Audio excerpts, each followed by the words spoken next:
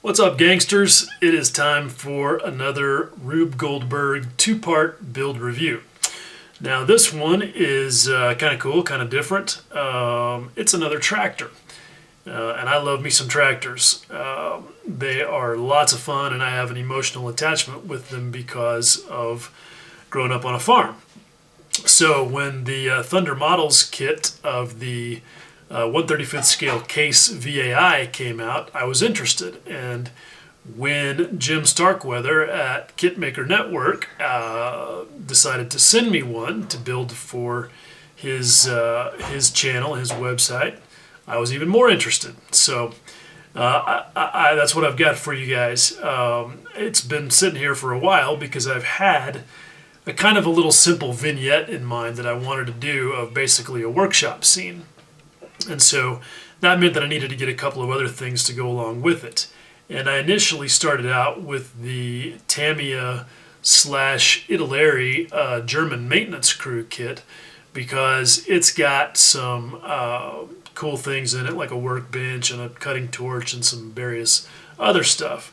But as we'll see, that ended up not being quite cool enough, and I found something else to help populate my little miniature workshop. So anyway, with all that being said, let's get right into it and take a quick look at all three of these kits.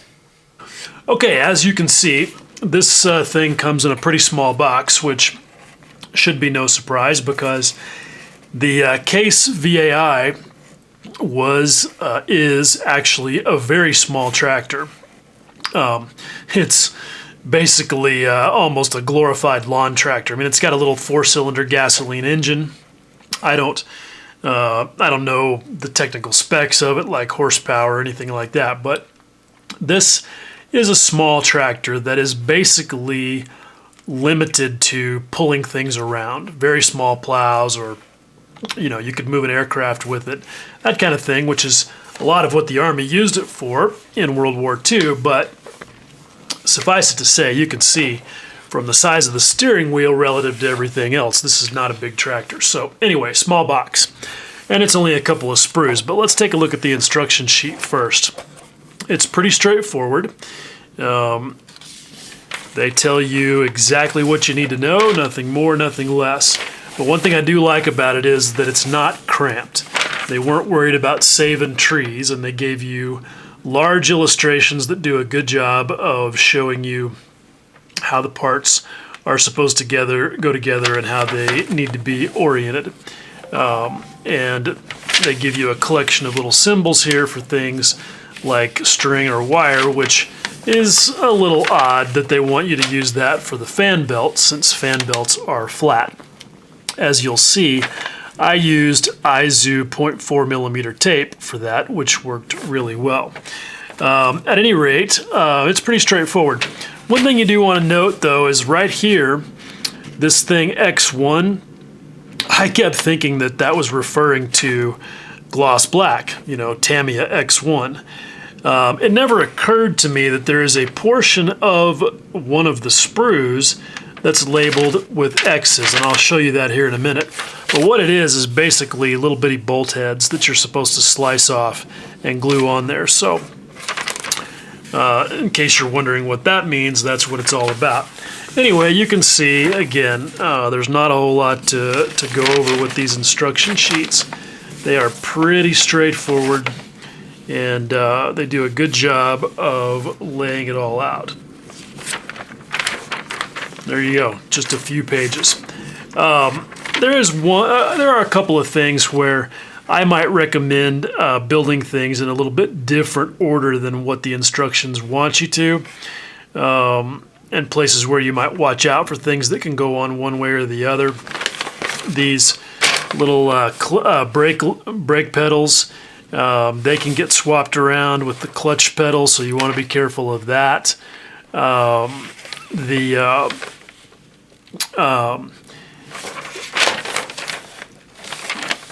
The assembly of the front end and the radiator, if you put all of that together, obviously you're going to have a hard time painting all of the stuff that's behind the radiator. So just little things like that where you might want to do it in a slightly different order, but it's pretty tough to go wrong with this thing. One thing I did learn the hard way is you can put this bracket that the gas tank supports rest on backwards. So pay attention to that. Don't do the model kit dyslexia like I sometimes do. Anyway, the other thing that you get with the instructions is the color sheet, which is pretty simple because this thing can basically be either red, which is the civilian version, or it can be the Army version, which is green, and that's over here on the other side. So not a whole lot to discuss there. As you can see, you get a little tiny decal sheet. It's got just a few logos on it, not a whole lot that you really need there. You get vinyl tires, which of course are something that we all hate. They look nice and realistic if you're talking about something that's brand new, a brand new tire. But if you want to paint them and weather them, they can be a real pain in the backside. Now these, fortunately, are really nicely molded. There's not really any flash around that seam line, which is nice because they don't require much, if any, cleanup. So that's nice because that's when it gets to be a real hassle with these vinyl tires. These tires are better out of the box than the ones in the Heller Ferguson kit that I built recently. Okay, now here is one of the sprues, and yes, you will notice that there is nothing left on it because I've basically built 80% of the tractor. So I'll show you the parts here in a second. I actually went ahead and clipped everything off of the sprues when I started because there are so few parts that it just seemed like the simple thing to do. But those little bolt heads that I was talking about are right here, if the camera will focus. M1 through 01. It's kind of confusing since they call them X in the instructions, and I don't know, maybe these are even different. I can't really say for sure. I kind of skipped that because those bolt heads are so small and in such a difficult to see place that I really wasn't too worried about using them. But at any rate, let's get this box out of the way and let's take a look at some of the actual parts. Now, you also get a little photo etch sheet, which again is pretty much all removed. And you can see that one of the things you get in there is the instrument panel, which we'll talk about again in a second. But you can see that the molding on this thing is pretty crisp. Here is one of the front wheels, or the one side of one of the front wheels.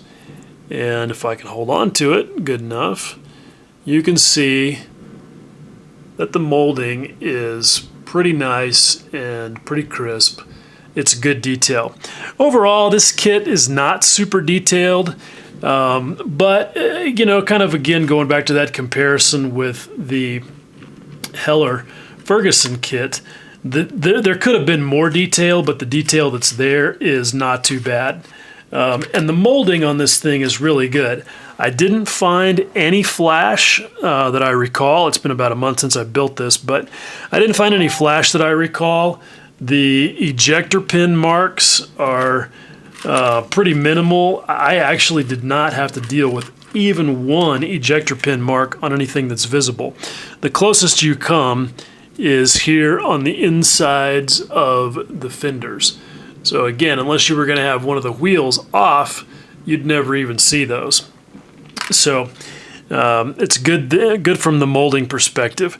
And you can see that the detail on this stuff is really nice and crisp. And you can start to see what a small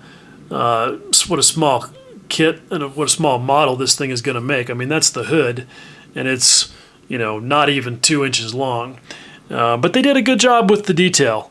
You can see where they've molded the separate veins in the grill, which is nice, and everything is really crisp. This hood is actually 5 pieces: the top, the front, these 2 sides, and then this back piece. And they don't do a great job of giving you location features, but it's not so bad that it was a pain to put together. It all fit together nicely, so that made things a lot easier. And I was really pretty pleased with the fit on basically everything with this kit. One place where they could have used a little bit more in the way of locating features was in this little sub-assembly for the seat. This thing was probably the trickiest thing that I had to build, because there's the seat pan, and then there's these 2 plastic arms that are separate, and then this centerpiece. And then you come back and you add these 2 little photo etch brackets there. And this little thing was kind of tricky to put together because it doesn't locate very positively, but not too big of a deal. They do not give you a hollow molded exhaust pipe, so of course I had to chop the top of it off and add a piece of brass tubing there to replace that, which is not too big of a deal and always looks better. So there you go. You can kind of get an idea for what some of the parts look like. And the reason that that's all that's in there is because, like I said, most of the thing is built. And here it is before it gets any paint on it whatsoever. Everything here is permanently assembled with the exception of the wheels. And this was one thing where I felt like the engineering was a little bit of a fail. The wheels just don't have good positive engagement. There's pretty much no way to dry fit the wheels on there and have them stay put. So if they look cockeyed here, it's because they're just barely stuck on with a little bit of super glue and masking fluid, which I'll have to deal with when I take them off. But it is what it is. I had to do it. Before I get too far away from it, here's another example of the quality of the molding. You can see the radiator has pretty nice, crisp details to it. At any rate, everything here went together really nicely. I really was impressed with the engineering. Again, the only place where I felt like it was a bit of a fail was with the attachment of the wheels, which you'll notice these are the resin wheels, and that's a good point to talk about that. These are the resin wheels from LZ model, and I ordered these. They ended up coming from someplace in Ireland, and I had them in just a few days, and I think these are really nice. They give you, as you can see, the complete front wheels and then just the tire for the back wheel. And as far as I can tell so far, the fit of the rim inside the tire is pretty good. It certainly wasn't too big. They slipped right in, and I didn't have any problems with that. So I think those will look good. And having the tire and the wheel separate is nice for painting and weathering because it means you don't have to make any masks. And there aren't any masks with the kit, so whatever masks you need, like I will for these front wheels, you will have to make yourself. That's going to be an opportunity for me to use my thinner line circle cutter. Now, speaking real quickly of aftermarket parts, I also got this Yahoo panels instrument panel for the thing because the photo etch one is nice, but Yahoo stuff is always much, much nicer. And you can see why, because you get gauges there, which you don't get anything as nice as that with the kit. So that looks really, really good, and I think that's going to look cool when I get it on there. So anyway, that's it for the aftermarket parts. I mean, that's a total of like, I don't know, $20 worth of aftermarket for it, which is almost as much as the kit costs, but it's well worth it. Now, back to the kit itself. You can see that you've got a combination of plastic and photo etch parts. The photo etch is all really good and really simple. The only place where it gets a little bit tricky is you can see that these floorboards have that edge of them that's folded up at a 90-degree angle all the way along the length of it. And you do need something like a photo etch bender, like a Bending Buddy or the one that I have from Micromark, to do that effectively. Because unfortunately, they don't do like Edward and give you a nice bend line for that, which would probably have made it bend without any kind of an assist. But they don't, so you're going to need one. You also have one part you can see. It's actually the gas pedal right there on the right-hand side behind the brake pedals that you have to either glue or solder on there, which I chose to solder. And what's kind of tough to see, hopefully I'll be able to flip this over without causing any havoc, is the mounting brackets for the floorboards underneath have to be attached on there at a right angle, and there's, again, nothing to help locate that. So I chose to solder it on there.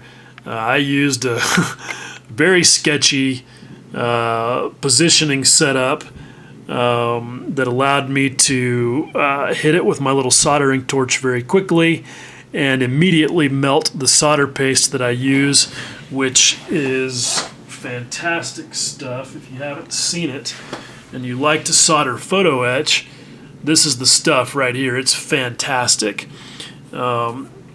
It's solder and flux all in one paste. And I got this little can of it off of Amazon, but Matt Bowl at Hobby World USA is also carrying it. And he's I think he's also carrying this kit. I got this one obviously from Kitmaker Network, but anyway, that's a place where you can go to get all your cool stuff. I like that they give you a photo etch fan, which you have to very carefully form to give you the curved profile of the blades. But you can see there the piece of Izu tape that I used for the fan belt. They, of course, don't give you any spark plug wires, so I used some 6/1000 I used some 6/1000 silver wire, which is soft enough to bend easily, but not nearly as fragile or as soft as lead wire. But I used that for the spark plug wires, and then lead wire in some other places like the one going to the starter. One thing you might see is these little black things that are on the spark plug wires. What I use to make the ends of the spark plug wires is a little bit of hairline fly tying tubing. What it is basically it's like the Tamiya vinyl tubing that comes with some of their kits, in particular their motorcycle kits, but it's like 1 millimeter and it's too big. The hairline, which is the brand HARLINE, is made for fly tying, and it comes in 3 sizes. I've mentioned this stuff before. It comes in 3 sizes: the small, the midge, which is medium, and then the large. And the large is about the same as the Tamiya tubing, but you can see the small and the medium are nice. The small stuff is really tiny. You can see that. And I ended up using the small black stuff as the ends of my spark plug wires and the spark plug boots themselves, and you can see that works pretty good. A piece of 6/1000 wire slips inside that perfectly, and the stuff is so easy to cut. I mean, you just cut it with your scalpel, and you can chop off any length of it you need like that real quickly, and that makes it a lot easier to work with than brass or aluminum tubing for stuff like that. So I really like that, and it's cheap. I got like 10 different sizes and colors of the hairline tubing off of Amazon for about $20, and I think you get 3 feet of it in each piece. So it's enough to last you for a long time when each piece you cut off is like 1 millimeter long. So it works really good, and I like that stuff a lot. The one other thing I guess I should mention, the only place I had a fit problem, and I don't know if anybody else has had this or not, I haven't heard, but well, there's two places. One is underneath where the steering beam pivot pin goes into the pivot point here. The hole in the pivot point was actually a little small, and I had to open it up with a 1mm drill.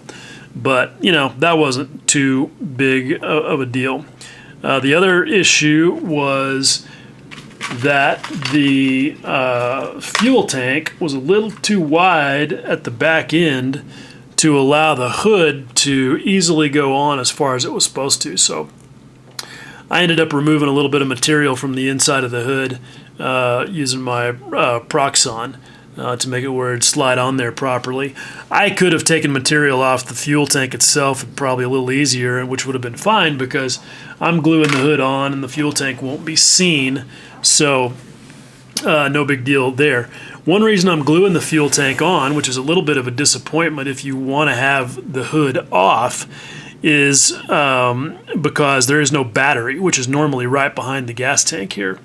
And the other thing with the hood is that it doesn't, the pieces that they have it split into for the molding is not the way the real hood comes apart. So if you care about that, you'll have to, you know, either just let it be wrong or make some modifications if you want to have this thing with the hood off. Now, as I said, all of this is going to be part of this little vignette, which you can see I've got the vignette itself about 90% finished. I haven't populated the workbench yet or glued some of this stuff down. But anyway, without spending too much time on that, before I show you the photographs, let's talk about the stuff I used for the workshop. Now, what I started out with was the Italeri German maintenance crew kit. And I got to see if I can sort this stuff out because I got two different things going on here. Anyhow, so this, well, I said Italeri maintenance crew kit. It is actually the Tamiya maintenance crew kit, but it's a mix of Tamiya and Italeri sprues. This is what the front of the box looks like, and I got this one from Matt Bull. It's like 18 bucks, I think. But anyway, you can see Italeri markings on the box. Anyway, it's got all this stuff, and that's what appealed to me because I wanted the cutting torch and the workbench and all that stuff. Well, yeah, as it turns out, that was sort of a good decision. The Tamiya sprues, of course, are excellent. You can see these jerry cans are super nicely molded. You can see clear down to the caps that go on the jerry can. They're obviously your normal, really good new tool Tamiya stuff. And two of the sprues are Tamiya sprues, and that's where you get the figures and then one of these fuel drums. Now the figures, you know, they're also typical Tamiya, and they're not that great, but I don't care because I'm not using these little dudes anyway. But that's what you get. Now, unfortunately, the Italeri sprues, yeah, not so great.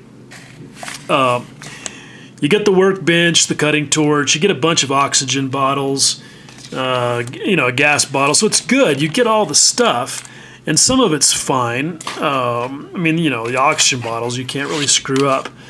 But things like the regulators for the bottles are just really oversized, and they end up looking kind of goofy. I used them anyway, as you'll see, but they end up looking kind of goofy. You don't get a cutting torch with the kit, so I scratch built a cutting torch. You get a really nice oil drum, a really nice fuel drum. You get the workbench is pretty good, and I ended up using it. You get this overhead hoist, which is not too bad, but where the thing really falls down is just in the crispness of the detail and just the shape of some of the tools. Like, look at that wrench. I mean, it's just goofy looking and cartoonish and toy-like. These bolt cutters are not terrible, but they're not too good either. That spray gun is kind of silly looking. But you can see, this is old school Italy stuff. So I guess really, no surprise that it's not the greatest. Anyway, I just was disappointed in the hand tools. And, before I quit showing you this stuff, you also do get in this kit some copper wire and some of that aforementioned Tamiya hose and some chain and stuff. So that's kind of cool that, you get all that stuff in there. And, of course, the instruction sheet, really straightforward. Not a whole lot to comment on there. I mean, this is all really simple to build stuff. One of the things that I wanted from the Italy kit was the compressor. And it ended up, I've spent a lot of time trying to make it look better, but it still, unfortunately, is almost a lost cause. It's just kind of stupid looking. It'll work. I mean, I think it'll be passable, but, the detail on it is really not that crisp and not that good. Plus, it's a very old school style gas-powered air compressor. It's kind of hard to tell from this, but you've got a gas engine on it that runs it. It's not an electric type shop compressor. So anyway, that's kind of a disappointment, but as it turns out, nobody else that I could find makes an injection molded or resin air compressor in 1/35th anyway. So that's a bummer. I actually have a little experiment that I'm doing to solve that problem, but I will talk about that at a different time. Anyway, so what you can find, however, a better example of is all of the tools. And they are here in this Diopark factory tools set. Now, I say you can find it, but the rumor is that this may be out of production. You may not be able to get this anymore. I don't know. I found it on eBay from some guy in Georgia, and I had it in a couple of days. But I'm not really sure what the status of Diopark is. The always knowledgeable dudes on Scale Modelers Critique Group turned me on to this, which I'm very grateful for.